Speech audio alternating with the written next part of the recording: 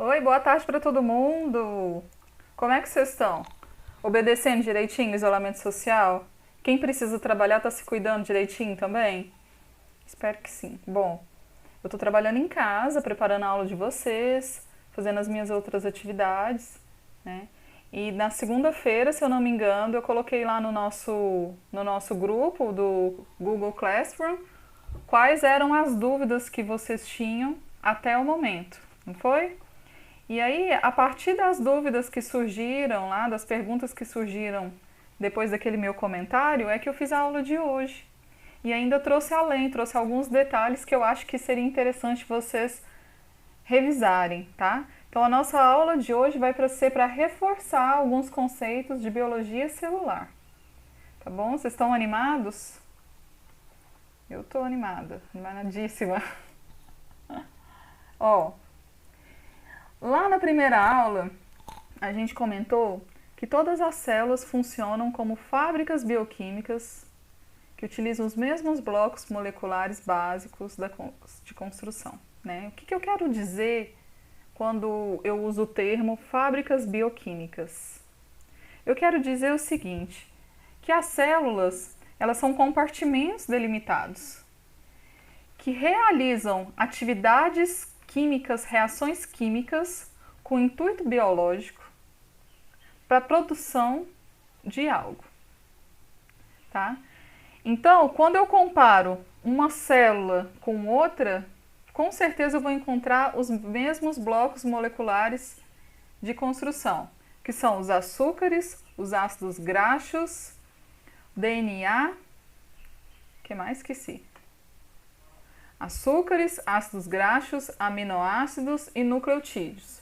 Então, esses são os 4 blocos básicos de construção. Todas as células precisam desses 4 tipos de molécula para que aconteçam as reações químicas para a manutenção da vida da célula. E o interessante é que se eu for comparar células muito diferentes, vamos pensar num contexto de organismo humano, se eu comparo um neurônio com uma célula de pele, elas têm funções totalmente diferentes, certo? Só que eu for avaliar a constituição molecular desses 2 tipos celulares, com certeza eu vou encontrar açúcar, ácido graxo, aminoácido e nucleotídeo. E de onde vêm essas moléculas? Vêm da alimentação, certo? Os açúcares vêm dos alimentos como carboidratos, os ácidos graxos, proteína animal e óleos vegetais, os aminoácidos também de vegetais e proteína animal, e os nucleotídeos podem vir também dessas fontes, mas principalmente são produzidas do zero pelo organismo, tá? Mas essa questão da produção dessas moléculas não vem ao caso. O que eu quero que vocês tenham claro na mente de vocês é que, independente do tipo celular, nós sempre vamos encontrar açúcar, ácido graxo, aminoácido, nucleotídeo, tá? E essas moléculas, elas se agrupam para formar estruturas mais complexas. Por exemplo, o agrupamento de açúcares formam polissacarídeos. O agrupamento de ácidos graxos formam gorduras, formam os lipídios, formam as membranas celulares, a membrana plasmática e a membrana das organelas. Os aminoácidos vão formar proteínas e os nucleotídeos vão formar os ácidos nucleicos, que são o DNA e o RNA, nosso material genético. Então, lembra lá na nossa segunda aula de princípios de bioquímica que eu comentei assim que quando eu quero juntar pequenos monômeros, né, pequenas partículas de açúcar para formar uma partícula maior, um polissacarídeo, eu preciso gastar energia. E quando eu clivo uma molécula grande de polissacarídeo, um conjunto de açúcares, eu clivo liberando pedaços menores de açúcares, eu estou liberando energia. E essa energia ela é armazenada na forma de ATP, vocês lembram?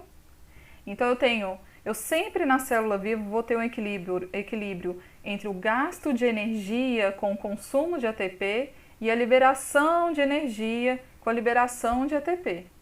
Então o equilíbrio entre o gasto de energia, que também pode ser chamado de anabolismo, E a liberação de energia, que também é chamada de catabolismo, a gente denomina como metabolismo. Então, o catabolismo e o anabolismo é finamente regulado e ele é responsável por manter os organismos vivos, ou seja, manter as fábricas bioquímicas ativas, que são as atividades biológicas, as reações químicas que acontecem dentro da célula, utilizando os blocos constitutivos, que são inerentes, que são iguais para todos os tipos celulares, que são os ácidos graxos, os açúcares, os aminoácidos e os nucleotídeos, tá bom, gente? Só isso. Fábricas bioquímicas são as células que desempenham reações químicas no objetivo de atividades biológicas, de manter a vida. Tudo tende ao equilíbrio, certo? O gasto de energia com liberação de energia, o metabolismo funcionando legal, a célula vivendo de forma adequada no seu ambiente. Então, esse foi o primeiro ponto que eu queria voltar com vocês.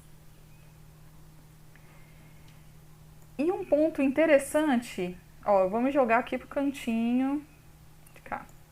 Um ponto interessante que vocês levantaram lá é sobre o que são organelas. Professora, o que são organelas, na verdade? Porque eu estou confundindo se membrana é organela, se organela é organela, se existe algo além de organela. Então, vamos organizar as ideias aqui, tá?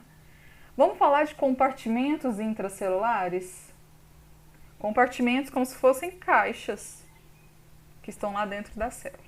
Então, eu fui lá no dicionário e busquei o que é uma organela, o que o dicionário diz. Organela é uma partícula limitada por membrana, presente em praticamente todas as células eucarióticas que separam o ambiente interno do externo.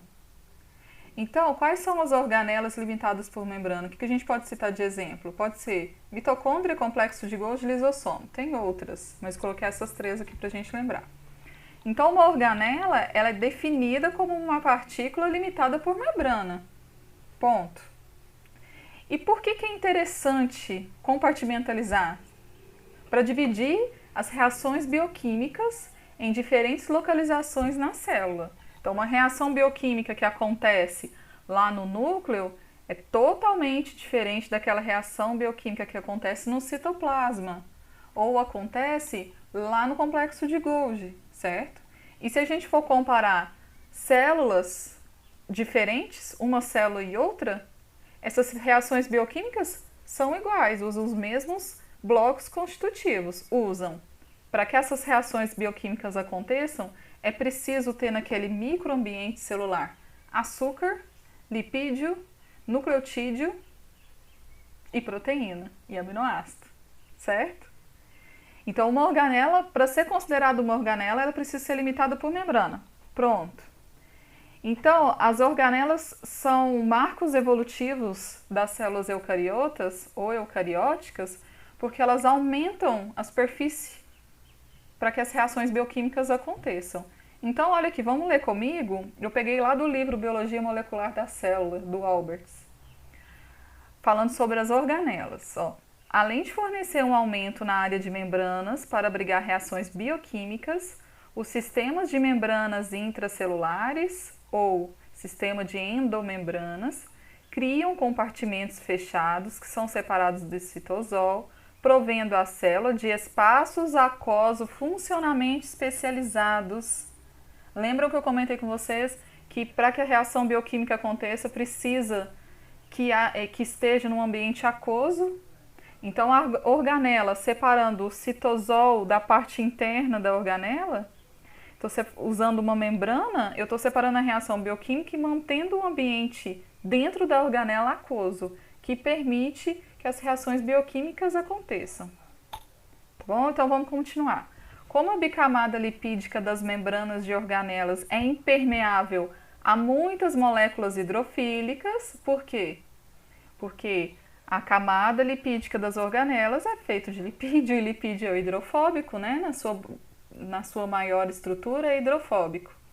Então, a membrana de cada organela deve conter proteínas de transporte para importar e exportar metabólito. Foi o que a gente comentou sobre os canais de membrana, o transporte ativo que gasta energia ou passivo, né? Que são os poros que vai permitir passagem de água, de íons. Tudo bem, gente? Então, organelas precisam ser limitadas por membranas. O intuito é aumentar a área de contato e permitir um ambiente aquoso especializado para que aquela reação bioquímica aconteça. Então tá. Então vamos definir agora, colocar os pingos nos is. Quais são as organelas? Membrana plasmática, retículo endoplasmático rugoso, retículo endoplasmático liso, complexo de Golgi, endossomos, lisossomos e peroxissomos. Coloquei eles juntos porque eles são próximos na estrutura. Vesículas de transportes, que são aquelas encontradas no complexo de Golgi, quando a célula internaliza o micro-organismo. Vocês lembram lá do videozinho que eu mostrei? E as mitocôndrias também são organelas. Então, gente, a membrana plasmática é uma organela. Ela é uma organela de delimitação.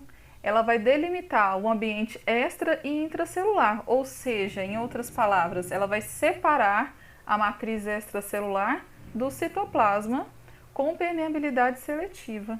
Então, a membrana plasmática é uma organela. Agora, o terceiro ponto que eu quero comentar com vocês aqui é que ainda autores diferentes levam essa informação de forma diferente, que eu vou contar para vocês. Então, nós bioquímicos e biólogos celulares, nós não concordamos com o termo organelas não membranosas. Para a gente não existe isso, porque foge da definição do que são organelas, né? A gente acabou de falar que organelas são aquelas delimitadas por membranas, e essas membranas, elas vão separar o ambiente externo do interno, certo? Então, se a organela não tem membrana, então não está separando. Né? Então, a gente não concorda com o termo organelas não membranosas, apesar de que, se vocês derem um Google, forem lá buscar essa informação no Google, vários sites vão tratar as organelas de dois tipos, organelas membranosas e não membranosas. Vocês vão encontrar isso na internet, até em alguns livros didáticos podem ser que vocês encontrem essa informação.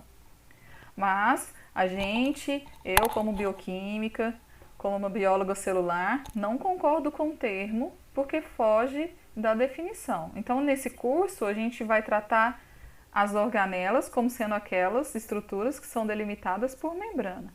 Então, o ribossomo, o citoesqueleto, que são os filamentos de actina, filamentos intermediários, e os centríolos, eles não são considerados organelas, e sim estruturas celulares. Tá bom, gente? Então, vocês vão encontrar isso na internet, mas aqui a gente vai considerar que não existe esse termo, organelas não membranosas. Eu fiz uma pesquisa enquanto estava preparando esse material para vocês e vi que alguns livros de ensino médio, eles dividem as organelas em dois tipos, né? Mas não é consenso no ensino superior, então a gente não vai usar esse termo, tá bom? Não existe organelas não membranosas pra gente aqui e para a maioria dos livros textos do ensino superior, tá bom? Então vamos ver, agora eu comentei com vocês, agora eu quero ver se vocês concordam. Vamos colocar aqui no cantinho, ó. Isso aqui é um esquema, uma figura representativa de um ribossomo. Então a gente vê aqui uma subunidade maior, aqui, uma subunidade menor, né? Então no ribossomo, o que a gente vê? O ribossomo ele é feito de RNA ribossomal e de proteínas. Então, vocês concordam que aqui não há uma delimitação clara entre o meio externo e interno? Aqui eu tenho uma estrutura de proteína com RNA ribossomal, eu não tenho uma organela. Eu não tenho uma cavidade específica para a reação bioquímica acontecer. O ribossomo ele tem a atividade dele específica de produzir proteínas, que nós vamos ver na próxima aula, tá? Não se preocupem, nós vamos ver com detalhes o que é a tradução, como o DNA replica. Por enquanto a gente está vendo essa parte inicial, tá? Então, vocês concordam comigo que o ribossomo ele não tem uma delimitação, ele é uma organização de proteína com RNA ribossomal e não uma organela. Porque eu não tenho cavidade para que a reação bioquímica aconteça. O próprio ribossomo é o que faz a atividade bioquímica acontecer, entenderam? Agora, vejam a diferença do sistema de endomembranas. Olha o núcleo, retículo endoplasmático rugoso, retículo endoplasmático liso. Vocês percebem a diferença desse sistema de endomembranas com o ribossomo? A gente tem cavidade onde as reações acontecem. Isso aqui é a compartimentalização. Olha, tanto... Não dá nem pra gente contar quantos compartimentos diferentes eu tô tendo aqui. Olha aqui, quantas cavidades, né? E a região do núcleo é um ambiente muito específico para que reações específicas aconteçam no núcleo. Outras reações bioquímicas diferentes acontecem no retículo endoplasmático rugoso e outras acontecem no retículo endoplasmático liso, como a gente já viu, né? Então a gente vê membranas que claramente separam o meio intra e extracelular e vai formar esse ambiente exclusivo nas organelas do sistema de endomembranas. Então tá bom. Então a gente já tirou essa dúvida, né? Ribossomo não é organela, não existe o termo organelas não membranosas, a gente vai tratar elas como outras estruturas ou estruturas celulares, tá bom? Vamos lá. A outra pergunta que vocês fizeram foi sobre formação do DNA. Como eu comentei lá já para vocês, já adiantei que nós vamos ver o passo a passo desse processo de produção de DNA, mas é importante que a gente saiba como que isso acontece bioquimicamente, né? Então, vou repetir essa informação aqui para vocês. Vamos relembrar aqui, lembrando que, não sei se ficou claro agora que eu comentei, nós vamos ver esses processos na aula de replicação e de tradução, tá bom? Então, na aula de replicação do DNA, na transcrição, que é a produção de RNA mensageiro, e tradução, que é a aula de produção de proteínas. Nós vamos ter aulas específicas para esses temas, tá bom? Sei que vocês estão ansiosos, mas já chega. Então, vamos voltar aqui, ó. Vamos relembrar qual que é a estrutura dos ácidos nucleicos? Ó, nesse primeiro quadro aqui, eu tenho a estrutura química do nucleotídeo. Então, ácidos nucleicos são conjuntos de nucleotídeos, né? Então, lá no nucleotídeo eu tenho um grupo fosfato, ó, marcado aqui num círculo. Eu tenho um grupo, uma pentose, a pentose é um açúcar. E eu tenho a base nitrogenada. A base nitrogenada no DNA pode ser guanina ou citosina, adenina ou timina. E no RNA eu não tenho timina, mas tenho uracilo, tá bom? Então, ó, essa é a estrutura química, esse aqui é o esquema representativo. Então, fosfato é representado como um círculo, a pentose como uma pentose, e aí como que fala? Um pentágono, um pentágono, e a base nitrogenada como um retângulo, tá? Então, vamos lá ver o que significa isso. Vocês lembram lá na aula que a gente comentou que os nucleotídeos, além de formar ácido nucleico, eles também armazenam energia? Então, aí eu volto a pergunta para vocês, será que essa composição indica que os nucleotídeos são ricos em energia? Vejam aqui que tem um grupo fosfato, vocês lembram que eu comentei lá que o grupo fosfato ele é importantíssimo para reações que acontecem em ambiente aquoso, porque ele tem muito oxigênio livre, e o oxigênio aqui, livre não, né? Oxigênio reativo, e o oxigênio reativo, ele tá louco para encontrar elétrons de outras moléculas, né? Então, os ácidos nucleicos são ótimos guardadores, armazenadores de energia. E existe um ácido nucleico muito especial, que é o ATP, que é o trifosfato de adenosina, que é uma fonte rápida de energia e é essencial para o metabolismo. Toda hora a gente fala de ATP, né? Então vejam comigo, olha, o ATP tem uma ribose e uma adenina, 3 grupos fosfato. Ele guarda muita energia, né? Então quando o organismo precisa de energia, cliva fosfato, libera energia. Lembram da aula? Quando não preciso de energia, eu tenho essa molécula estoque para estocar energia para as próximas atividades bioquímicas. Então, além de produzir DNA e RNA, os ácidos nucleicos também são armazenadores de energia. Então, vamos lá mais uma vez aqui. Quais são as diferenças entre RNA e DNA? Então, eu tenho a estrutura química do nucleotídeo e o esquema representativo que não vai mudar, né? Então, vejam comigo aqui. Qual que é a diferença do RNA e do DNA? O RNA, ambos têm um açúcar, que é uma pentose. O RNA, ele tem uma ribose. Por que RNA chama RNA? Porque no inglês é ribonucleic acid, ácido ribonucleico, certo? Então, aqui na ribose, eu tenho uma S-hidroxila, que não é vista na desoxirribose, que é a pentose formadora de DNA. Então, a diferença é mínima. Enquanto na ribose, no RNA, eu encontro uma hidroxila, na desoxirribose eu não encontro. Tudo bem? Isso aqui vai ser toda a grande diferença de DNA e RNA, né, gente? Principalmente estrutural. O RNA ele não forma dupla hélice, o DNA forma dupla hélice. Forma dupla hélice porque a composição química permite aquela organização. Tudo na biologia, nenhuma disciplina está solta, né? Nenhuma ciência está solta. Tudo na biologia depende de química, depende de física, depende de matemática, né? E aqui no caso a gente vê que a biologia depende muito da química. Então, a gente já viu isso aqui também, ó.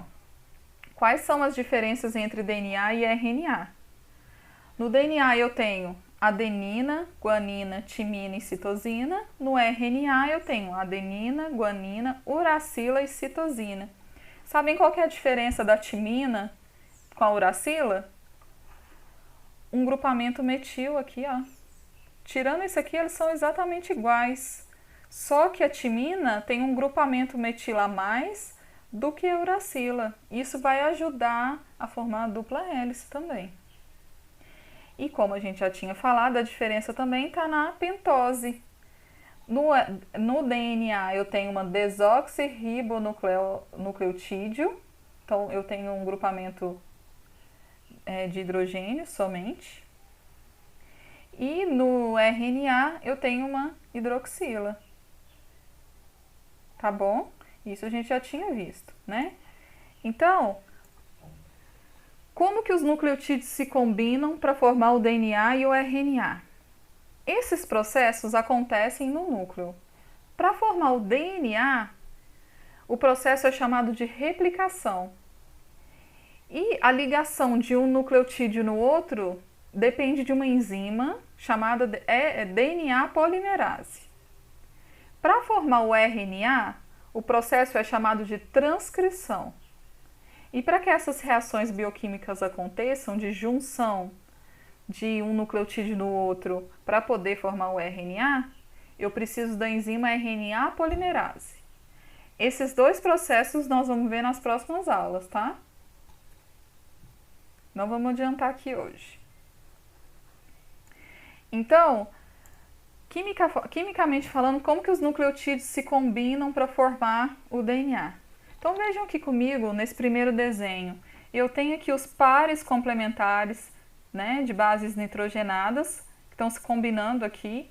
Então eu tenho citosina com guanina, adenina com timina. Então, eu tenho uma fita dupla de DNA, certo? Só que o que os pesquisadores descobriram é que o DNA num ambiente aquoso, eles se organizam como uma dupla hélice, de forma que o esqueleto de açúcar, né, o esqueleto de pentose fique para fora, porque é um ambiente aquoso, e as bases nitrogenadas fiquem na porção interna. Isso tudo acontece no sentido de proteger as regiões hidrofóbicas na estrutura e manter as regiões hidrofílicas voltadas para um ambiente aquoso, foi o que a gente conversou. Então, energeticamente falando, para a natureza do DNA, é mais rentável, gasta menos energia na forma de dupla hélice do que na forma de fita dupla. Por isso que o DNA se comporta como dupla hélice, tá bom? Então vamos lá, outra característica, agora aprofundando um pouquinho mais. Na estrutura do DNA, a gente tem dupla fita, fita 1, fita 2. E elas precisam ser antiparalelas. O que isso quer dizer? Que na extremidade que os pesquisadores chamam de 5 linha, eu tenho um grupamento fosfato livre. E na extremidade chamada de 3 linha, eu tenho uma extremidade hidroxila livre, que veio lá da ribose. Lembra que tem uma hidroxila lá na ribose? Veio de lá. Só relembrar a estrutura. Então, a fita de DNA sempre vai crescer no sentido 5 linha, 3 linha, lá nos processos de replicação que a gente vai ver na semana que vem, nas próximas aulas. Tá? Então, na extremidade 5 linha eu tenho um grupo fosfato, muito energético. Na extremidade 3 linha eu tenho um grupo hidroxila que pode doar elétrons para o grupo fosfato. Vamos ver com mais detalhe? Vamos com calma, ó.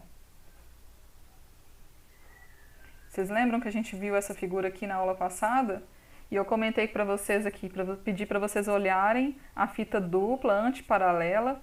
Ó, a representação da fita dupla antiparalela é essa seta, tá? Então, região 5 linha, região 3 linha.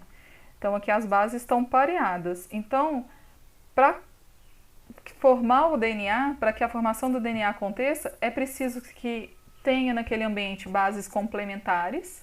Então, se eu tiver adenina, tem que ter timina. Se eu tiver guanina, tem que ter citosina. As fitas têm que ser antiparalelas, porque as fitas antiparalelas vão permitir que as reações de ligação de hidrogênio e fosfodiéster aconteçam e que o DNA assuma uma conformação de dupla hélice, que é importante para a biologia, né? Para manter as características de DNA dupla hélice, com o esqueleto de fosfato voltado para o ambiente aquoso, fora da envergadura da fita, da dupla fita, e dentro da dupla fita a gente tem o pareamento de bases nitrogenadas, protegido ali. Então vamos especificar aqui o que é a ligação de hidrogênio e o que é a ligação fosfodiéster. Então, as ligações de hidrogênio, elas ocorrem entre um polo positivo, que no caso vai ser o hidrogênio, e um polo negativo, que pode ser 3 elementos químicos, o flúor, o oxigênio e o nitrogênio. Então, vamos ver o que acontece lá no contexto de DNA. Vejam aqui comigo, ó. Ligações de hidrogênio, que está escrito aqui em inglês. Olha, eu tenho uma interação química do hidrogênio com um oxigênio, ligação de hidrogênio, feito. Eu tenho uma interação química entre um hidrogênio e um nitrogênio. Então, isso aqui vai permitir, olha, a guanina com a citosina vai formar 3 ligações de hidrogênio, enquanto a timina com a adenina vai formar 2 ligações de hidrogênio. Então, esse aumento, olha, 3, como que eu faço aqui com a mão, né?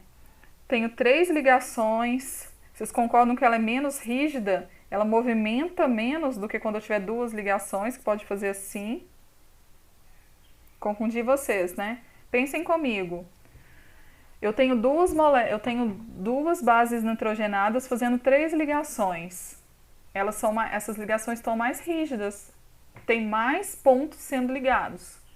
Se eu tenho 2 pontos sendo ligados, essa ligação vai ser mais flexível. De forma geral, a ligação do DNA é bem flexível. Estou falando isso para vocês tentarem visualizar que quando eu estiver num ambiente aquoso, isso aqui vai torcer, vai formar a dupla fita. Tentando sempre deixar o que é mais hidrofóbico dentro. Por isso que forma a dupla fita. Então, as ligações de hidrogênio são importantíssimas para a conformação do DNA, que vai permitir que essa rotação para formar a dupla fita aconteça. Agora, o que é a danada da ligação fosfodiéster? Vem aqui comigo, vamos relembrar lá na química orgânica do ensino médio o que é um éster primeiro, né? Que eu já viro e falo o que é fosfodiéster, não sei, nem lembro mais o que é um éster. Então, um éster, gente, segue aqui a seta do mouse. Um éster é esse tipo de ligação química orgânica, olha.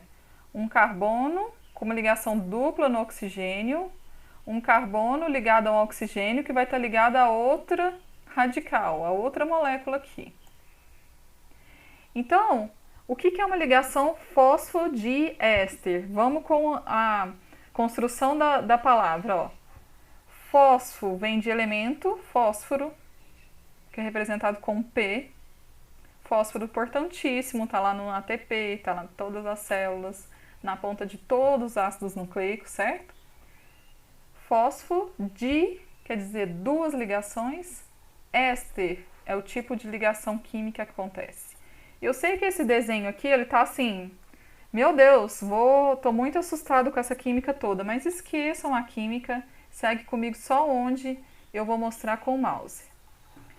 Vejam aqui comigo que eu quero formar um éster, só que no lugar da reação, em vez do carbono, eu vou trocar o carbono por um fósforo,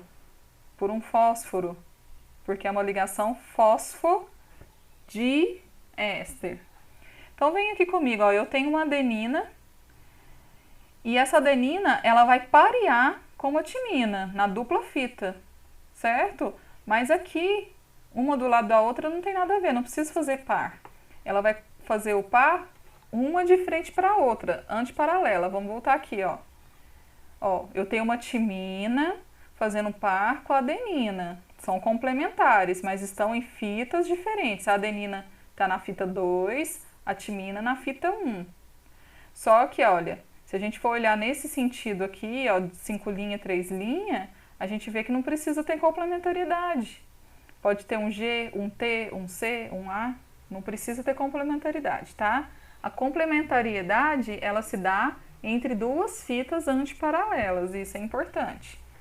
Então, olha, vocês veem que acontece uma reação química aqui que vai formar uma ligação entre o fosfato de um nucleotídeo com carbono e oxigênio de outro.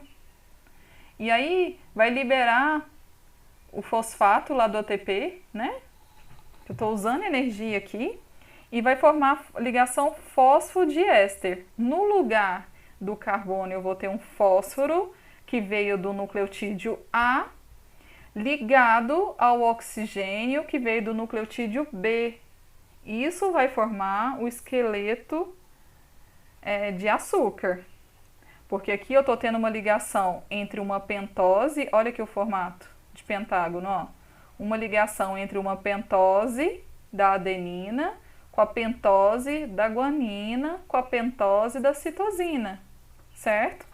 Então, eu estou formando uma ligação fosfodiéster entre um açúcar e outro, sem complementariedade, com gasto de energia. Se tem gasto de energia, precisa de enzima para fazer essas reações acontecerem.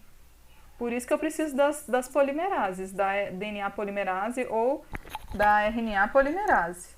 Então, eu coloquei aqui a definição teórica, ó. Os nucleotídeos são ligados de forma covalente por ligações fosfodiéster pelo grupo hidroxila OH de um açúcar e o grupo hidroxila P fósforo do próximo açúcar.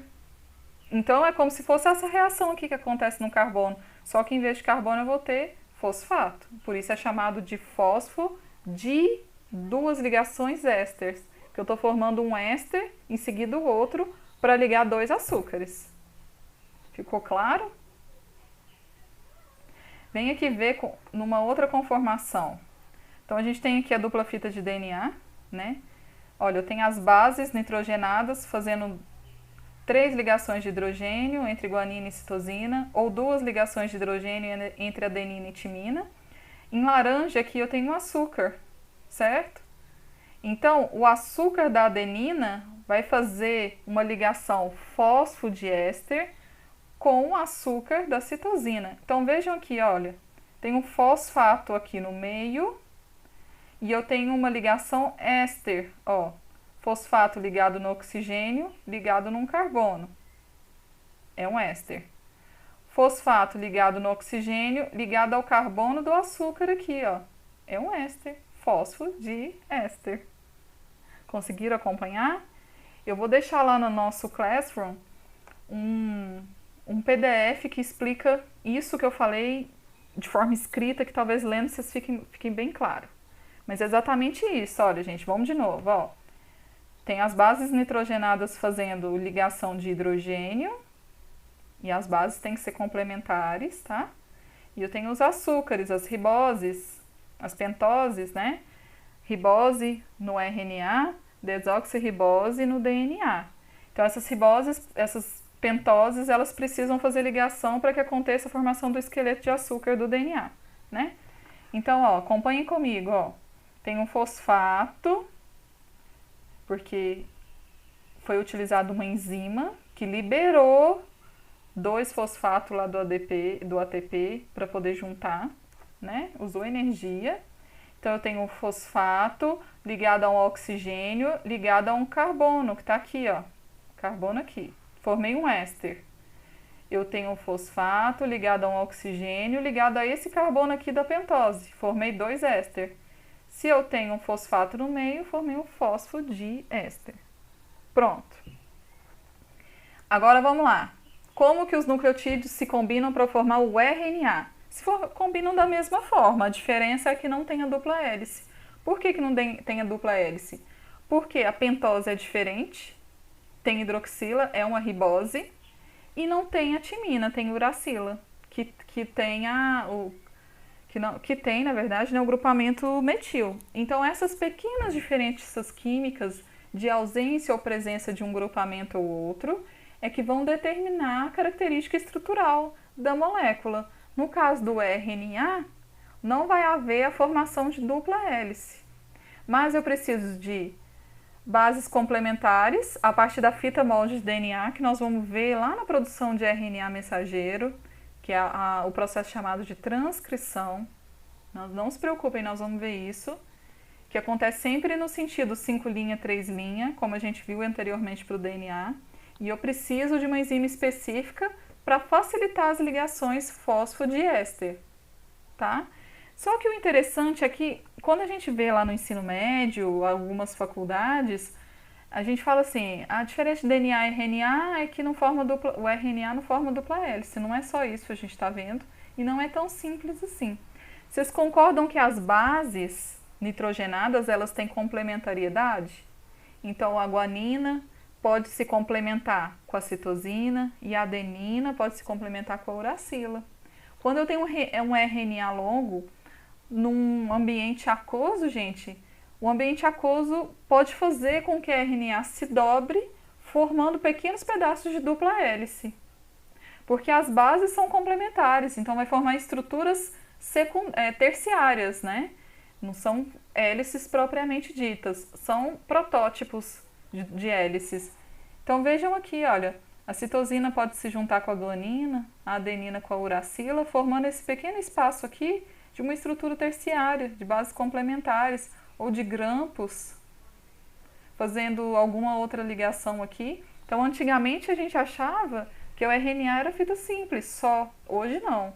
Hoje a gente sabe que devido ao ambiente que ele se encontra, o pH do ambiente, a quantidade de RNA que está lá naquele ambiente, ele pode se dobrar, formando estruturas como essas que estão marcadas aqui no desenho. Tá bom, gente? Então, é mito falar que o RNA ele tem estrutura de fita simples e só. Não, o RNA ele pode se comportar de maneiras muito complexas, que são importantes para a regulação da expressão gênica também. A gente pode dar uma pincelada nisso num outro momento, tá? Então é isso, olha. Então o RNA vai assumir essa conformação para poder regular a expressão gênica, que pode ser que a gente veja.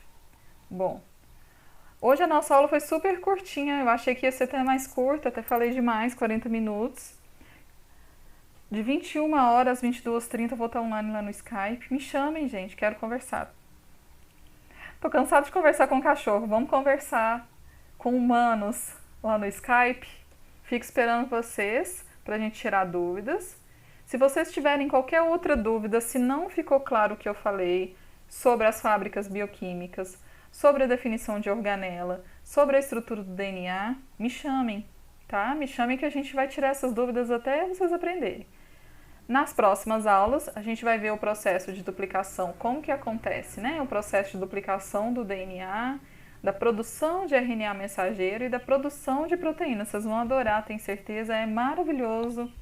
Eu sou modéstia à parte, né? Eu adoro, mas tenho certeza que vocês vão gostar também. Um beijão para vocês, se cuidem e até hoje à noite ou até quinta-feira que vem, gente. Tchau!